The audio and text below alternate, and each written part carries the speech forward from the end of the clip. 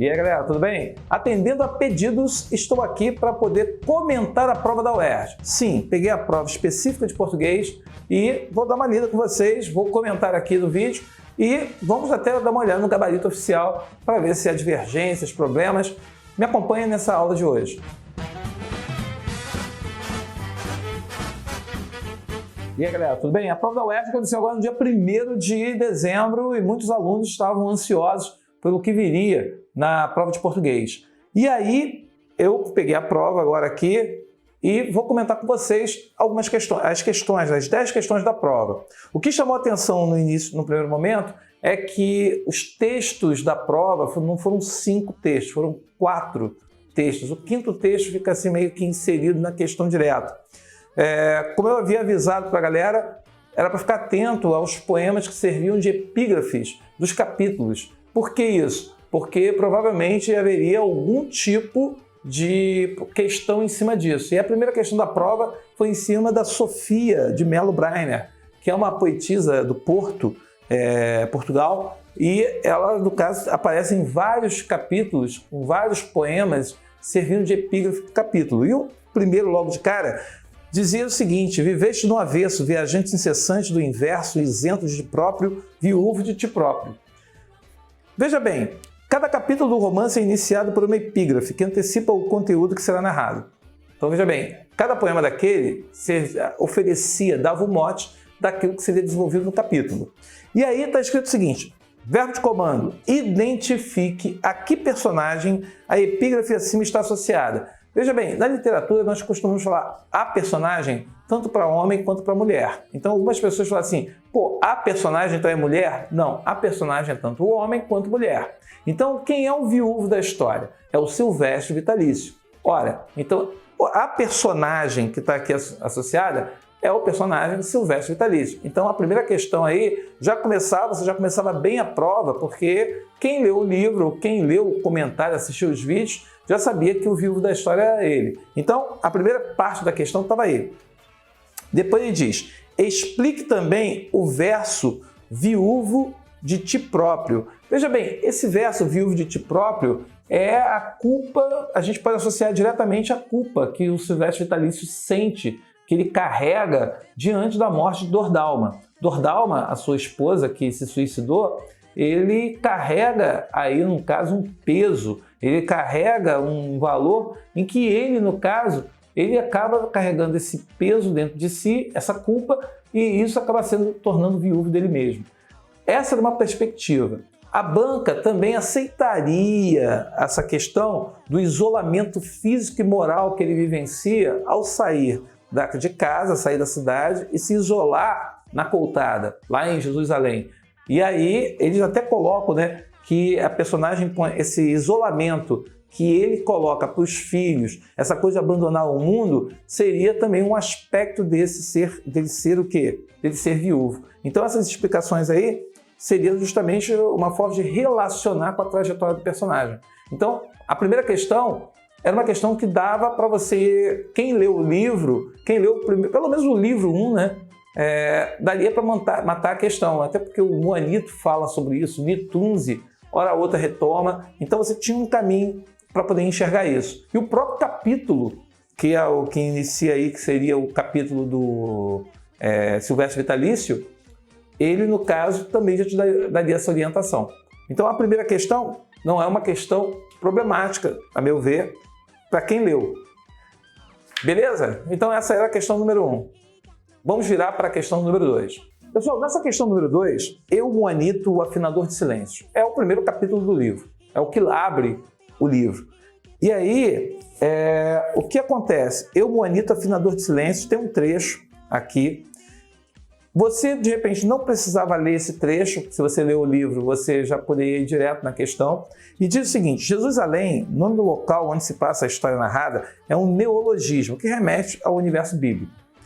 Indique o processo de formação desse neologismo. Eu acho que todo professor de português, todo professor de literatura que preparou você para essa prova te avisou que Jesus, além, eram 2 nomes. Todo o processo de formação de palavras que envolve 2 nomes é um processo de composição. No caso aqui, como eu não alterei nenhum elemento mórfico ao juntar esses dois nomes, eu tenho o que eu chamo de composição por justaposição. Então aqui você teria que dizer, muita gente me perguntou, Monteiro, eu botei composição, perco ponto? Sim, porque você tem, quando fala em composição, eu posso ter justaposição, aglutinação, outros processos, eu posso ter hibridismo, posso ter abreviação. Veja bem, eu tenho vários outros processos. Então aqui o mais importante é botar justaposição, no caso aí. Então veja bem, indica o processo de formação aí da palavra, então aí no caso seria justaposição. Esse é o processo. Continuando, em seguida, aí muita aluno também perguntou isso. Como que eu responderia essa questão? Então você responderia colocando em períodos diferentes que o processo de formação presente se chama justaposição. Ponto. Muda a linha, vai para outra linha, muda aí o outro parágrafo e começa. O segundo parágrafo diz o seguinte: em seguida aponte dois sentidos possíveis para esse termo, considerando os elementos que compõem. Veja bem, Jesus além, quer dizer, quando ele forma Jesus além, ele diz que Jesus além é um outro mundo, é um outro lugar que se opõe ao lado de lá, o mundo que acabou. Então esse Jesus além a gente pode entender como um outro mundo. Mas também a gente pode ter a referência, quem leu, lembra que o tio aproximado levava muito tempo até chegar lá, pela distância do lugar. Então Jesus além, aquilo que está além é o que está distante, a terra distante. Então eu poderia ter essa visão do outro mundo, porque se eu tenho Jesus além, tem o mundo de lá, o lado de lá. Então Jesus além é um outro mundo, ou eu posso falar que Jesus além seria, até pelo nome além, um lugar distante. Seriam duas possibilidades aí. O gabarito deles ainda há uma terceira que seria além Jesus, quer dizer, para além de, que vai além de. Eles também aceitaram essa possibilidade aí de resposta. Agora, respondeu?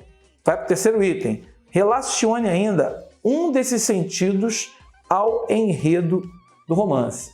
O enredo do romance qual é? Silvestre Vitalício, ao perder a esposa, ele faz o quê? Ele pega os filhos, o Calacho, e vai embora para um lugar distante.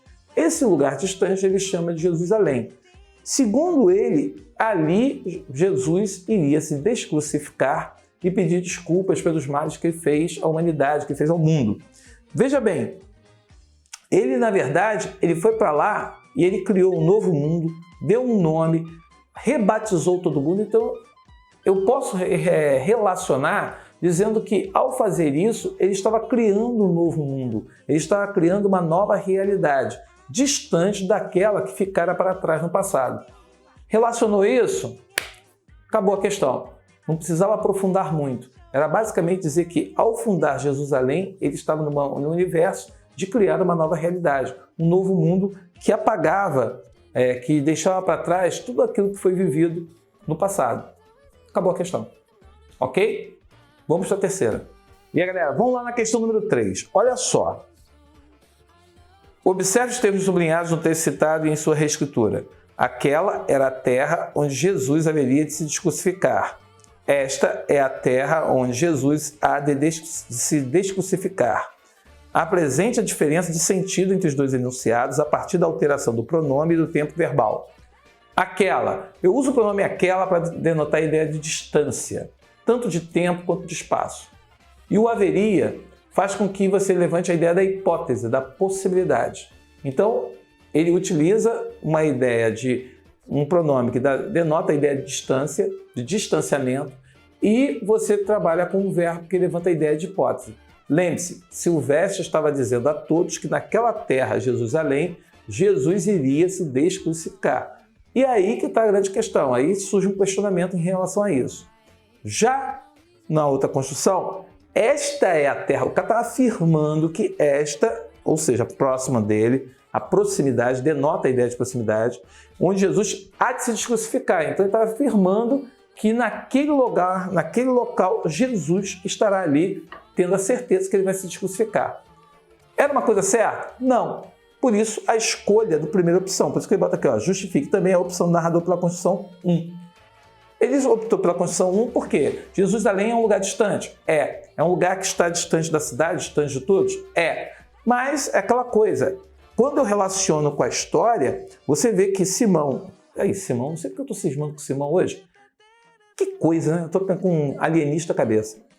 Mas Vitalício, ele opta por esse lugar distante, para aquele lugar ali, até por uma forma dele chegar e levantar a hipótese. Ele vende uma ideia, ele passa para os outros uma ideia, colocando essa questão de se descrucificar, né? De dizer que Jesus ali o puniu. Então, os fatos narrados ali caminham para essa ideia de que ali ele está passando um questionamento de que talvez, quem sabe, ali, naquele local, haveria esse episódio. O gabarito deles aqui, no caso, fala muito bem, mais ou menos isso. Quem foi por esse caminho de questionar a descrucificação, pôr em questão a crucificação, ficou ali pelo caminho e eles vão aceitar. Então, basicamente, essa era a questão 3. Pessoal, questão número 4. Na questão número 4, ali existíamos tão sós que nem doença sofríamos. No fragmento acima, observam-se 2 orações. Indique a relação semântica existente entre elas. Relação semântica, qual é a relação de sentido que há entre elas? Em seguida, reescreva o fragmento, iniciando-o pela segunda oração e substituindo parte de palavras sublinhadas por um conectivo que mantenha o sentido original do texto. Pessoal, então, ele era tão alto que, ele falou tão alto que, aqui ó, existimos tão sós que nem doenças tínhamos. Esse tão que da ideia de causa e consequência. Isso é para quem fez aí as aulas específicas, com certeza fez questão envolvendo isso. Tudo bem? Agora, quando você pega, ele pede para você reescrever, ele está falando aí para você começar pela segunda oração, você vai ter que botar aqui, ó, nem doença sofríamos, pois, porque ali existíamos sós. Eu inverti a oração. É claro que o tão desaparece, e aí o que acontece? Nem doença sofríamos, pois, porque ali existíamos sós. Era uma questão rápida. Se você fez um bom preparatório aí, fez provas anteriores, com certeza você fez questões parecidas e você não teria problema. Essa daqui é uma questão que eu acho que foi a mais fácil da prova. Assim, eu acho que era um ponto, os 4 pontos assim, da prova, essa daqui eram os 4 pontos que dava para fazer, porque é uma questão que cai. Tá bom? Vamos para 5. Meu pai, Silvestre Vitalício. Eu tinha que ler esse texto para fazer as questões 5 e 6.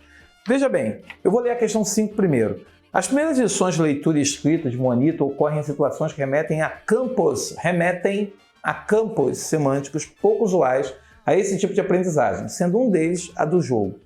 Então, além do jogo, qual é o outro campo semântico que ele explora aqui? Identifique esse outro campo semântico e justifique sua resposta com 2 passagens no texto.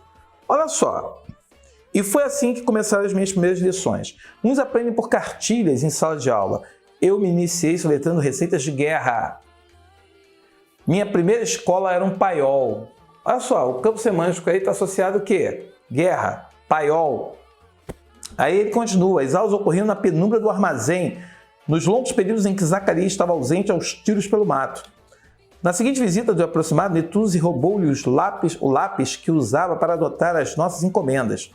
Cerimonioso, meu irmão rodopiou desculpe, o lápis na ponta dos dedos e disse-me, esconda bem, esta é uma arma. Então veja bem, guerra, paiol, arma, tudo isso aí remete ao universo bélico, o universo da guerra.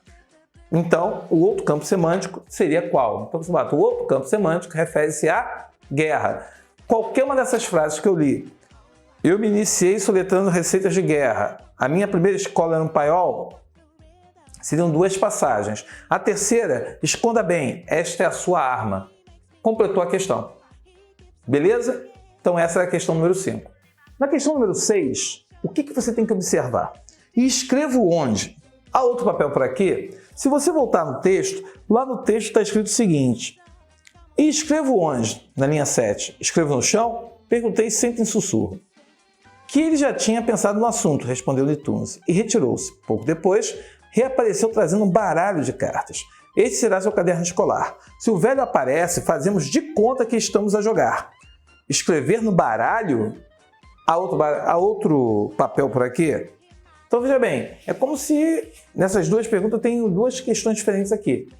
Na primeira fica claro que o Moanito está buscando uma informação. Ele está querendo saber como que ele vai fazer aquilo ali, como que ele vai conseguir escrever com o lápis. Eu te dei o lápis, agora como é que eu vou escrever? Isso daí é uma questão que ele está querendo saber aqui, então ele está buscando uma informação. Já no outro, o que a gente tem? A gente tem a segunda pergunta, é como se ele fizesse uma afirmação, é como se ele reafirmasse aqui no caso a resposta que ele já tinha dado antes. Então veja bem, ou ele reafirma a resposta ou ele procura ser enfático na sua afirmação, apesar de ser uma pergunta. Então aqui era uma questão que eu acredito que a primeira dele querer uma informação, buscar uma informação, fica claro. A segunda, eu acredito que o pessoal iria se atrapalhar um pouco para poder fazer. Então essa questão 6, a pergunta, quando se refere à pergunta de Nitunzi, eu acho que o pessoal teria problema para fazer aí, ok? Mas a primeira parte eu acho que dá para fazer. 2 pontos aí eu acho que dá para tirar nessa questão, tá bom? Vamos para a questão 7.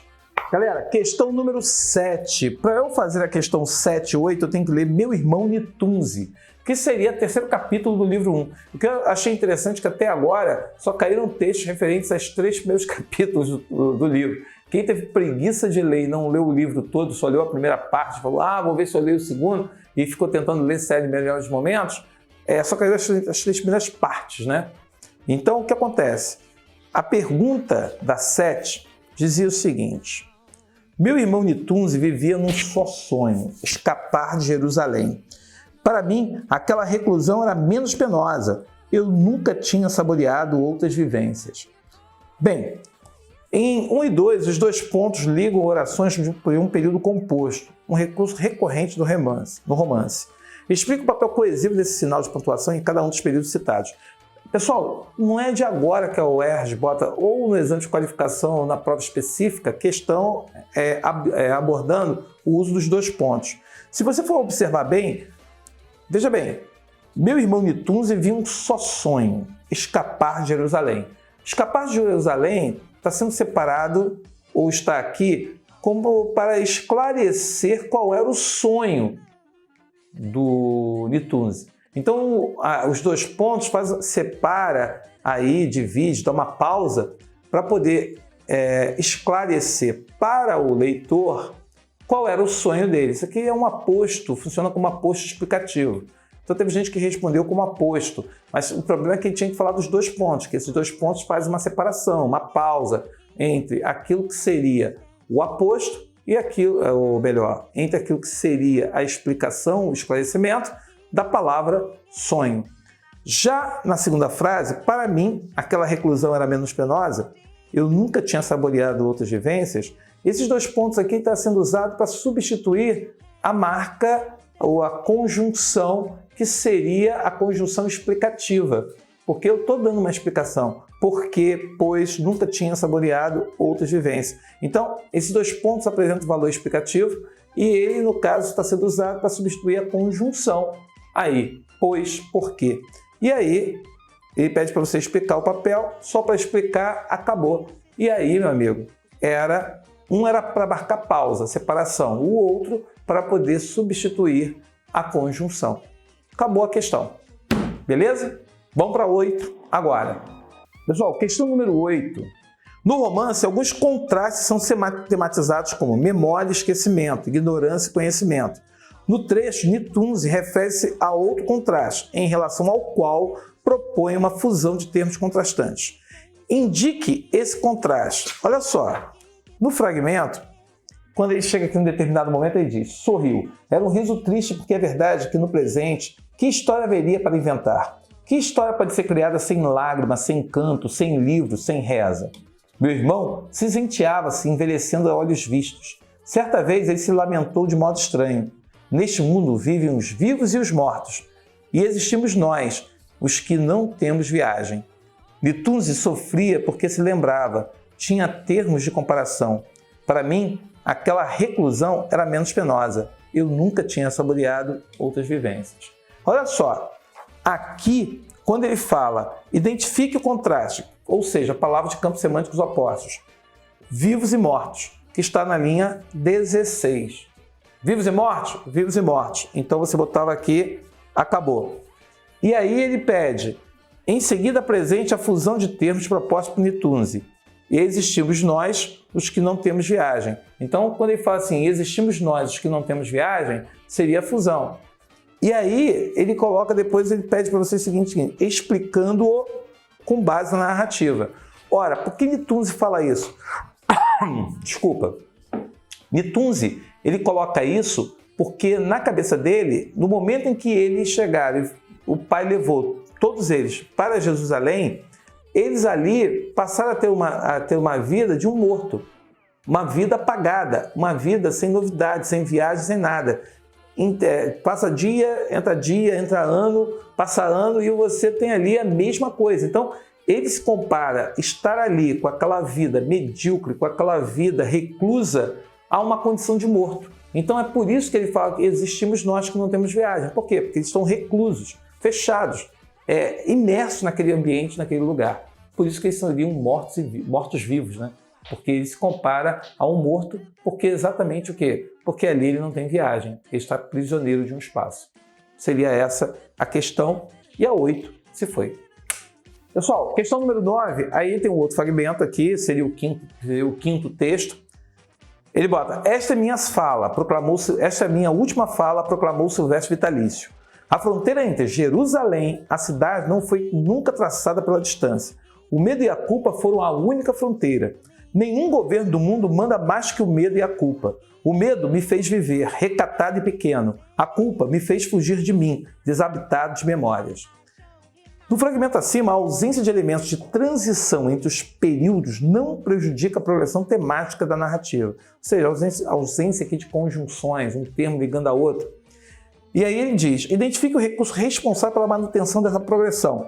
Você vê, né, que ele fala, a fronteira entre Jerusalém nunca foi traçada pela distância, o medo e a culpa foram a única fronteira. Nenhum governo do mundo manda mais do que medo e culpa. O medo se faz viver, a culpa me fez fugir. O que ele está fazendo aqui? Ele está repetindo palavras. Então, o recurso usado por ele foi a repetição de palavras. Principalmente que palavras? Fronteira, medo, culpa. Essas palavras vão se repetindo para poder dar essa progressão textual. Agora,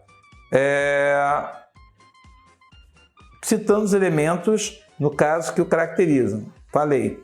Explique ainda como esses elementos marcam a trajetória de Silvestre Vitalício no romance. Pessoal, vocês sabem que desde quando o Moanito fala da saída do pai da cidade e a fuga que vai levá-los até Jerusalém, o pai ele é movido pelo medo e pela culpa. Ele tem medo de ser preso, medo de ser perseguido, medo da acusação que recairia sobre ele em relação a Dordalma, e a culpa que ele sente em relação justamente o quê? Em relação à morte também de Dordalma. Então esse medo e a culpa são os sentimentos que vão motivar e que vão guiar, nortear o comportamento de Silvestre Vitalício. E aí, ele, ao fugir, ao chegar em Jerusalém, ele estabelece uma fronteira. Que fronteira? Entre Jerusalém e o lado de lá. Ali é o lugar onde ele vai justamente o quê? Ele vai se estabelecer, vai se refugiar para tentar reinventar a vida. Basicamente, seria isso. Essa era a questão número 9. Beleza? Vamos a 10. Pessoal, questão número 10. Estou recebendo alguns comentários, alunos perguntando sobre essa questão número 10. Vamos ler o enunciado com calma? Há uma prática considerada recorrente nas culturas africanas tradicionais. Um ancião encarrega-se de transmitir oralmente, veja bem, encarrega-se de transmitir oralmente os conhecimentos ancestrais aos mais novos. Em Antes de Nascer o Mundo, há dois personagens que assumem esse papel, subvertendo essa tradição. O problema é o subverter, ou seja, eles rompem, eles vão arruinar, vão modificar essa tradição. Então, veja bem, no momento que estão subvertendo, eles estão aí tirando essa questão de que eles não serão necessariamente serão velhos. Então, porque os anciãos normalmente são os mais velhos, eles não serão os velhos, E o segundo, não quer dizer que eles vão usar da oralidade para transmitir, porque estão subvertendo. Esse é o problema. Então, você ficou preso no oralmente, você de repente ficou ali, não entendeu que o verbo era você justamente dizer isso aqui. Quem vai subverter essa tradição? Quem vai arruinar, mudar, transformar essa tradição? Então aqui, ó, identifique esses personagens e explique como se dá essa versão, essa subversão. Pessoal, como se dá essa subversão? Se você botou Kalash, se você botou o Silvestre Vitalício, eles não estão subvertendo, eles não subvertem nada, eles não seriam os elementos que estão subvertendo essa tradição dos anciãos. Quem subverte é Nitunzi, que é novo, é um garoto. Nitunzi, ele não teria a sabedoria do ancião para transmitir o conhecimento, mas ele está transmitindo os conhecimentos que ele tem para o irmão mais novo, que é Moanito. Então ele acaba subvertendo esse papel do ancião porque ele está transmitindo ensinamentos, mas ele não é um velho, ele é um cara mais novo. Segunda pessoa, aí que está o pomo da discórdia. Quem subverte aí? Dos personagens possíveis, Marta. Por que Marta? Porque, primeiro, Marta não é um homem, é uma mulher. Então, o fato de ser uma mulher já muda muito. Segundo, ela não é antepassado de Moanito. No caso, ela é estrangeira, ela é de outra cultura. E ela vai transmitir os conhecimentos, ela vai, não só através da carta, mas o próprio contato dela com Moanito, ela vai transmitir ensinamentos para ele. Há momentos no livro, principalmente no livro 2, momentos em que tem a convivência de Moanito com a portuguesa, com a Marta, ela transmite sim conhecimentos. Então não foi só aquela questão da carta que acontece nas revelações do livro 3 em que se dá isso. Então lá no livro 2 você tem uma convivência entre os dois em que ele vai procurar receber lições, ensinamentos, e quem vai transmitir isso? A Marta. Então, meu amigo, foram questões, eu gostei da prova, achei uma prova que manteve, assim, desde o ano passado eles começaram a usar agora o livro como elemento de todo o texto, então eu acho que, assim, de toda a prova, eu acho que isso daí é legal. Assim, só achava que poderia ter explorado outros capítulos do livro, não só esses 3 aqui. E outra coisa que eu acho muito importante, eu acho que eu sentia falta de literatura. Você tinha como cobrar barroco, tinha como cobrar naturalismo, então você tinha como cobrar, de repente, realismo. Você poderia fazer um diálogo aí que eu acho que seria muito interessante. Eu acho que os alunos esperavam por isso. Mas, tirando esse fato, eu acho que a prova veio uma prova bem bacana para os alunos que estão fazendo a específica. Lembrando que aluno que vai fazer a específica de português é aquele aluno que gosta de português, é aquele aluno que tem uma facilidade com português e que tende a não encontrar tantos problemas assim. Tudo bem? Então, espero que eu tenha ajudado. E quem quiser manter o contato, vai lá no Instagram, @do.monteiro, e manda mensagem para mim e a gente conversa e a gente vai trocando uma ideia. Tá bom? Agora, não perca a aula de redação que eu vou colocar no ar, comentando o tema da prova da UERJ. Até mais!